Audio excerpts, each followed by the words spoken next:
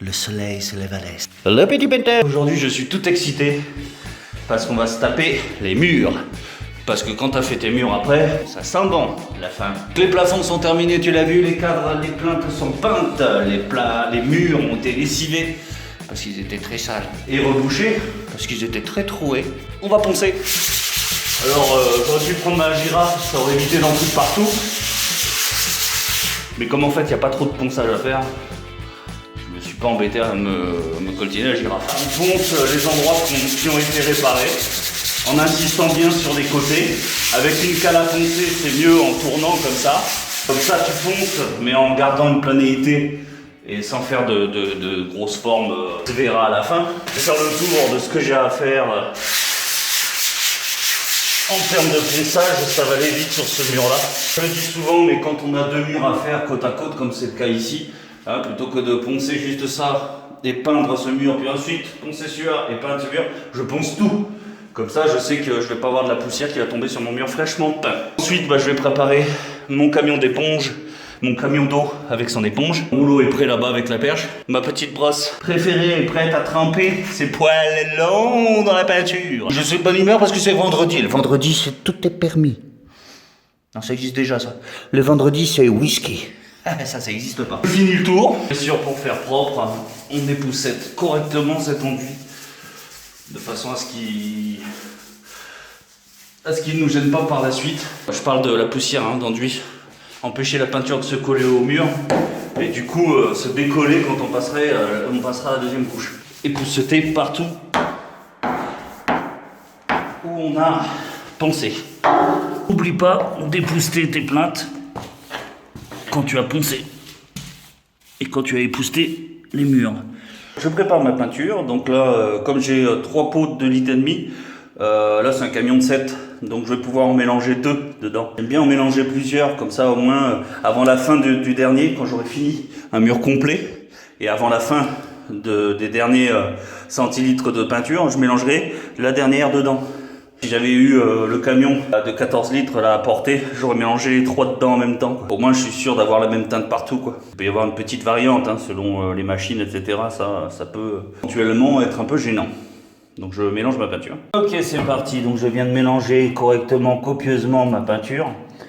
Tu peux éventuellement la diluer un petit peu. Moi je te conseille d'abord de commencer à tester pour voir s'il y a une bonne glisse, etc. Si il y a une bonne glisse et que les murs sont pas trop pourris, tu peux l'utiliser pure. Tu vois, ça va être quasiment la même teinte que celle-là, parce que là c'est de l'acrylique, ça va foncer. Donc là, c'est toujours pareil, c'est pas pratique de faire un réchampi avec le téléphone dans la main, donc je te fais voir juste un petit peu, puis après je continuerai. Puisque je te le dis, encore une fois, il y a une vidéo sur les réchampis.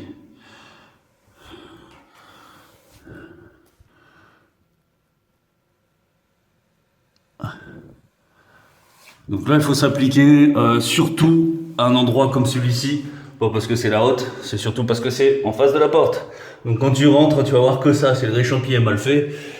Là, on va voir que ça. Donc, prends ton temps.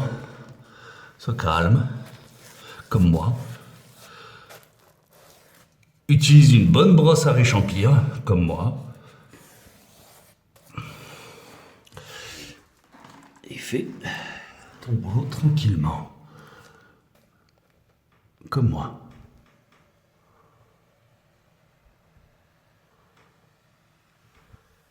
Là, il va y avoir une particularité dans cette pièce, c'est le radiateur.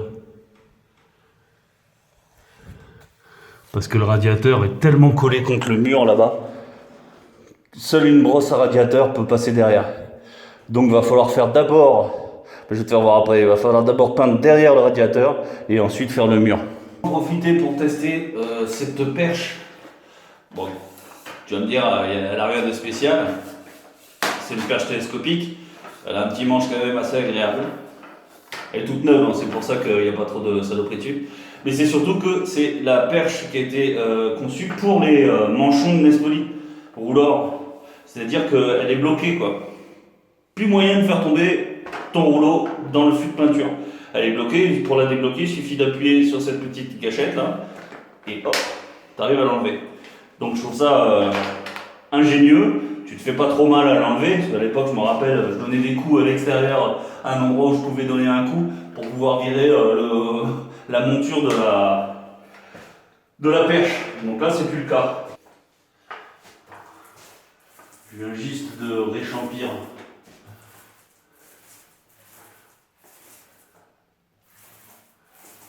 Et là, tu peux voir quand même que la peinture, c'est hyper important, la qualité de peinture. Enfin, tu peux le voir, tu le sais maintenant si tu regardes mes vidéos depuis longtemps. Mais toi qui viens sur ma chaîne, qui viens juste d'arriver, déjà félicitations, tu ne t'es pas trompé d'endroit. C'est bien pour peindre. Et pour rien d'autre. Je viens juste de réchampir.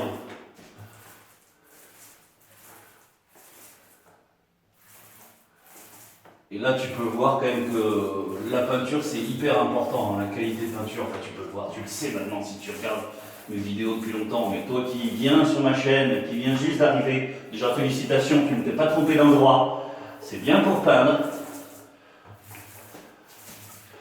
Et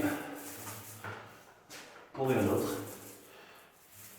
Donc là, tu vois, pour un petit coin comme ça, je donne un petit coup comme ça en bas.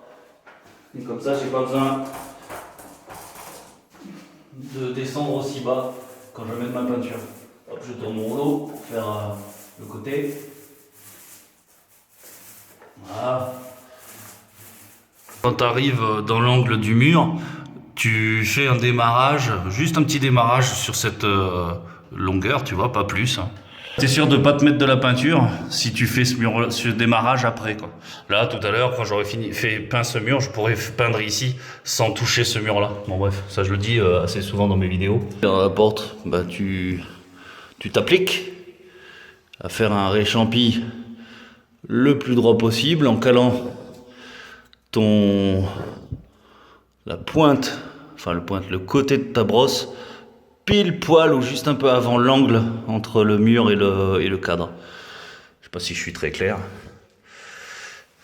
Le conseil de Docteur Peinture pour cette affaire, c'est que si t'es pas très fort en réchampi, si t'as pas envie de te casser la tête en réchampi, ou tu fais tout en blanc, et à ce moment-là, il y aura pas de différence entre le cadre et le mur, hein. Tu pourras en mettre un petit peu sur le cadre, tu nettoieras au pire et ça se verra pas.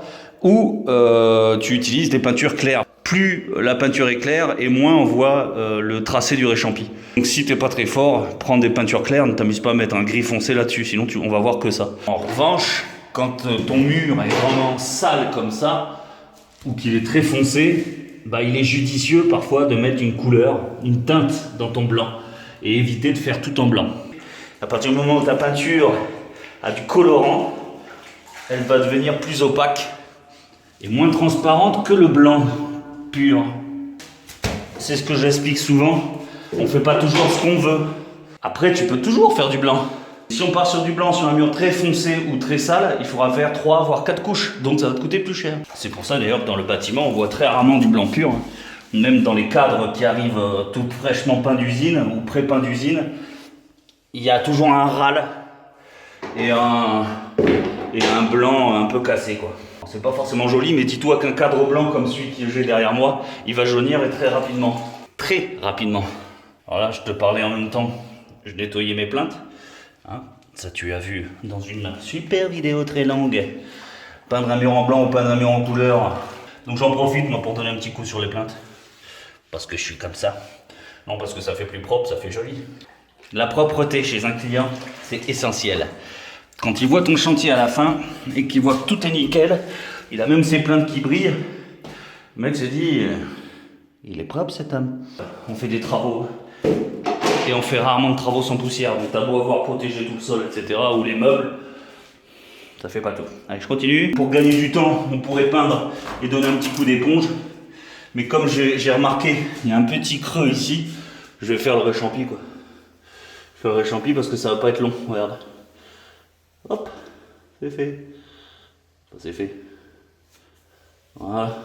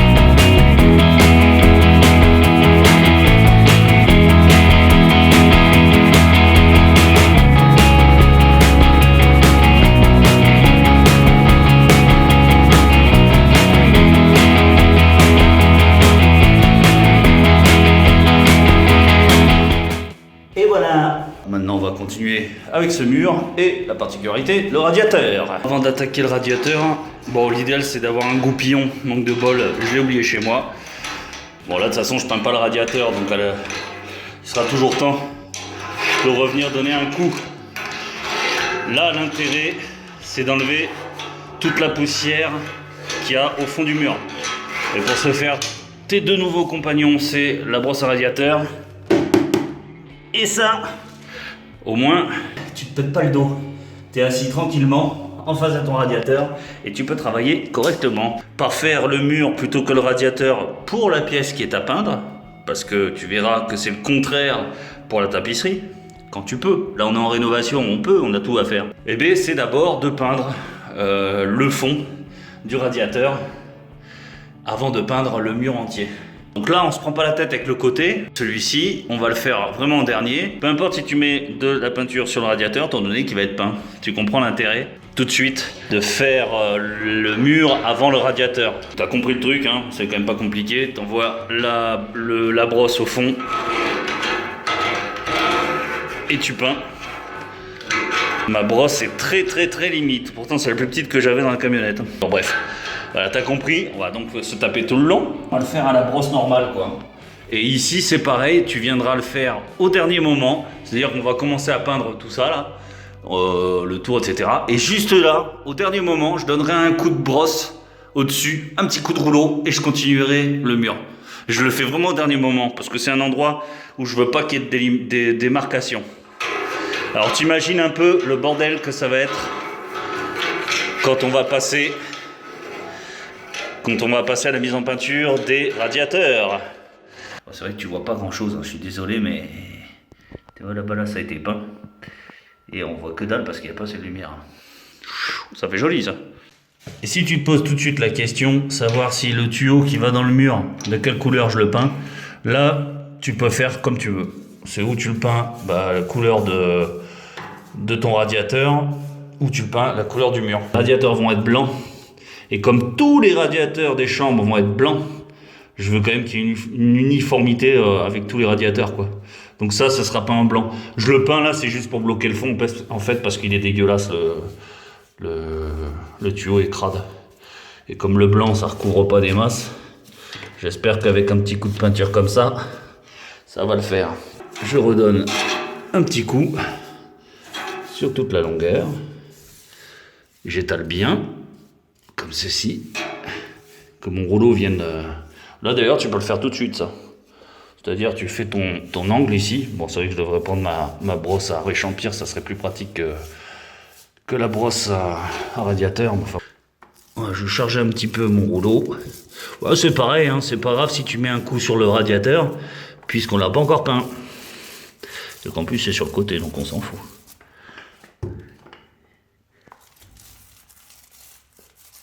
Voilà. Là ici c'est bon, je l'ai fait. Comme ça, quand je vais peindre tout le mur ici, je vais m'arrêter là. Quand tu n'as pas l'habitude de nettoyer tes plinthes, comme je fais moi toujours, et comme tout le monde devrait faire d'ailleurs, quand tu viens de peindre le joint de ta plinthe, fais un petit morceau, hein, fais sur 3 ou 4 plinthes et teste à nettoyer tout de suite. Parce qu'il y a certaines peintures qui sèchent très vite et même sur de la céramique. Et des fois tu te fais chier à nettoyer. Donc tu seras prévenu. Justement, regarde. J'ai affaire à une peinture qui sèche vite sur la céramique. Normalement ça devrait partir plus facilement que ça. Ça m'oblige un peu à frotter. Alors t'inquiète pas, normalement si c'est une peinture acrylique basique entre guillemets, elle tiendra pas sur tout ce qui est carrelage, etc. Mais tu vas t'embêter un peu plus à nettoyer.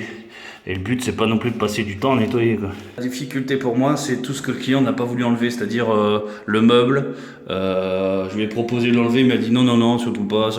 Donc, je vais me faire chier à peindre autour. J'aurais préféré l'enlever, moi, hein, personnellement. Puis j'aime bien peindre tout, plutôt que autour, ça fait moins port. Mais bon, là, tu vois, j'anticipe les questions. Là-haut, à moins de faire 2,40 m, personne ne pourra voir au-dessus des meubles. Donc, on vient ici, je sais pas si on va le voir, si on le voit. Là, j'ai les champis au-dessus, partout autour. Hein. Donc je viens ici. Tu vois, même si je pose comme ça ma perche, je sais que le rouleau ne touche pas le meuble. Après, on t'empêche de le protéger, mais là, si je l'avais protégé avec la hauteur de meuble, la hauteur de mur, etc., je me serais fait chier avec le polyane, quoi, en fait. C'est pour ça que j'ai viré le polyane. Sans compter qu'avec ce rouleau, voilà, comme je disais, je fais d'abord tout le bas, tout ce qui est à la hauteur des yeux. Bon, même s'il faut quand même s'abaisser pour aller voir ce que je fais là. Je vais te donner un petit coup de brosse au-dessus de mon radiateur. Parce que là j'arrive, j'ai donné un petit coup de brosse sur le côté. Parce que là j'arrive sur le radiateur, il faut que ce soit prêt. Pour pas m'embêter, je donne un coup comme ça. Bon, en évitant de toucher quand même trop le radiateur. J'ai une merde de coller dessus. Voilà. Je donne un petit coup comme ça. Pour ça, hein, avant de faire dans la rénovation, c'est hyper important de bien tout nettoyer. Et là, en fait, je finis ce côté du mur. C'est d'autant plus vrai, là c'est la première couche, donc c'est pas très visible, mais ça va être d'autant plus vrai pour la deuxième couche. Parce que couche sur couche, la même peinture sur la même peinture, la deuxième elle va sécher plus vite. Ça c'est l'acrylique. Hein. Là j'ai fait ce côté de mur. Ici je reviens un petit peu à l'intérieur. Voilà. Et pour éviter de faire le poids, voilà, de largeur de rouleau. Et je viens. Je pourrais finir en fait dans le même sens. Hein. Je veux dire revenir ici. Mais en haut ça se verrait pas. Donc plutôt que de perdre du temps, je le finis comme ça. Et mine de rien, ce mur il m'a fallu 3 plombs pour le peindre. Parce qu'il y avait la porte, il y avait le radiateur, il y avait ce meuble, il y avait la sonnette. Enfin, c'était le bordel partout. En fait, tu n'avances pas sur des murs comme ça. Une pièce qui n'est pas grande, en mètre carré ici, il n'y a que dalle. Mais tu mets 2 heures parce qu'il y a des petits morceaux à peindre partout, quoi. Un endroit si petit, mon rouleau passe. Mais quand tu vois que ton rouleau va pas passer, donc tu charges ton rouleau, tu viens déposer de la peinture comme j'ai fait tout au milieu, et ensuite tu prends ton rouleau en travers et tu fais ça. Voilà. Peinture du WC, je vais pas tout te faire voir, hein, c'est inutile. Je vire les protections pour pas être embêté. La petite poignée où je la démonte, enfin la gâchette là, où je la démonte, où je la fous au-dessus, je la cale dans un coin ou quoi, faut pas qu'elle reste ici. Et ensuite, je vais peindre ce tuyau avec la même peinture jusqu'en haut, parce que là il y a eu un raccord, ça a dû être changé il y a pas longtemps. Jusqu'en haut en fait, sans peindre bien sûr les raccords de plomberie. Ma brosse jusqu'ici et ici, passer un coup d'éponge. Ah, je vous ferai voir comment c'est à la fin. Là c'est quasiment impossible, la toilette est vraiment très petit, c'est quasiment impossible de filmer en même temps que de travailler. Donc j'ai pris beaucoup de retard avec la cuisine qui ne sèche pas au demeurant. Tu vois, ça a été fait il y a 2 heures ça. La différence entre un support et un autre peut faire varier le temps de séchage, tout simplement. C'est pour ça que des fois le plafond ça sèche plus vite et que des fois le mur sèche plus vite. Alors donc ces particularités avec tous ces tuyaux partout, bah avec la brosse il faut passer d'abord partout derrière, exactement comme tu réchampirais le haut du mur ou le bas du mur. Là, comme le WC est très exigu et que j'ai pas grand chose à faire, je fais d'abord tout mon réchampi, mais ça je l'ai déjà dit dans un Docteur Peinture l'émission, je fais tout le tour des 3-4 murs, pardon, et ensuite je passerai le rouleau d'un seul coup. Ici maintenant que j'ai fait tout le tour en réchampi, comme tu peux le voir, je vais faire enfin le dessus de ma faïence. Donc je fais le tour. Au moins je suis sûr de ne pas m'emmener de la peinture sur les fesses ou je ne sais pas où puisque c'est trop petit. Et ensuite on va passer l'éponge. Je te présente ma nouvelle copine. Comme on est dans le toilette et qu'il n'y a pas trop de place, la mini perche Nespoli fait la même. Donc j'ai trouvé ça très utile. Par contre il n'y a pas le système click and roll. C'est moi qui l'ai piqué sur un autre rouleau. J'ai inventé un truc. Du coup cette mini perche est très mini. Donc avec ça, je vais pouvoir peindre entièrement mon toilette. Je l'ai peut-être déjà dit, mais si tu veux avoir un résultat correct, après avoir passé la brosse en réchampi comme ça, tu passes un coup de rouleau en travers pour supprimer les coups de poil de brosse, tout simplement. Ça c'est si tu veux être un peu plus perfectionniste. L'avantage de ma nouvelle petite canne là, c'est que si tu sens que tu es un peu trop court en hauteur, elle se déplie encore ici. Ce qui fait que tu te retrouves vraiment avec une canne hors norme. Aucune canne n'est comme celle-ci. Et du coup, tu peux vraiment passer partout sans te fatiguer. C'est presque un plaisir d'avoir une canne comme ça. T'imagines un peu quand même la petite canne que ça te fait, tu peux vraiment aller partout. Ou alors un petit endroit où tu n'aurais pas pu aller sans cogner les murs derrière toi. Maintenant que j'ai fini le plus pénible, entre guillemets, je vais faire ce petit tuyau tranquillement, tout le long. La toilette est terminée. J'ai fait les tuyaux et je vais même profiter pour donner un coup sur ce tuyau ici. Si je faisais voir ça à Laurent Jacquet, je pense qu'il trouverait que la plomberie est bizarrement faite ici, non? Faut pas en dessous, Stéphane. On pourrait croire que une couche suffira, mais en fait non. Si on regarde en détail par endroit, il en manque un petit peu, tu vois, c'est quand même pas violent, etc. On pourrait se dire, bon, on va laisser ça comme ça. Non. Non, pourquoi? Parce qu'imaginons là, tu salisses, tu vas frotter un petit peu, et tu vas enlever un peu la couche d'usure supérieure, superficielle, en surface. Fait que si t'as pas de couche, bah, tu vas arriver tout de suite sur l'ancienne peinture en dessous. Donc ça va être encore plus dégueulasse. Il faut vraiment 2 couches. Je suis désolé de te dire ça, mais tu n'as pas le choix. Là au passage, c'est doux. On pourrait croire que c'est un mat, mais c'est un velours. Et cette velours ne trace pas. C'est une des meilleures que j'utilise. Elle fera partie de mon setup. Quand je ferai mon setup. Et c'est ce que j'ai fait avant de partir et ça ne sèche pas. Manque de bol. Ça fait longtemps en plus que je l'ai faite ici. Donc qu'est-ce qu'on fait? Maintenant, on va aérer et ça va sécher plus vite. Et on aère, c'est important. Que je l'avais pas vu tout à l'heure, c'est qu'à un endroit là-bas dans la salle de bain, ça a craquelé juste dans l'angle. Donc le temps que je fasse en peinture ça, les 3 autres petites pièces, non j'en ai que 2 d'ailleurs, et avant d'arriver dans la salle de bain, je vais donner un petit coup d'acrylique, d'acrylès. Je suis vraiment fatigué. D'ailleurs c'est pas de l'acrylès, c'est là, c'est de l'acrylique de chez Presto.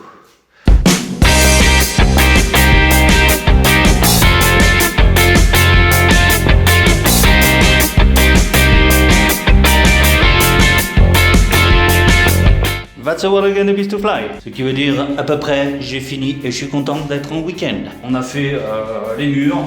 Là j'ai passé la 2e couche partout. Donc là je reviens ici, bah, apparemment ça a déjà séché. Bon, retenir, il n'y a pas grand chose à retenir parce que j'en parle tellement souvent des plafonds, des murs pardon.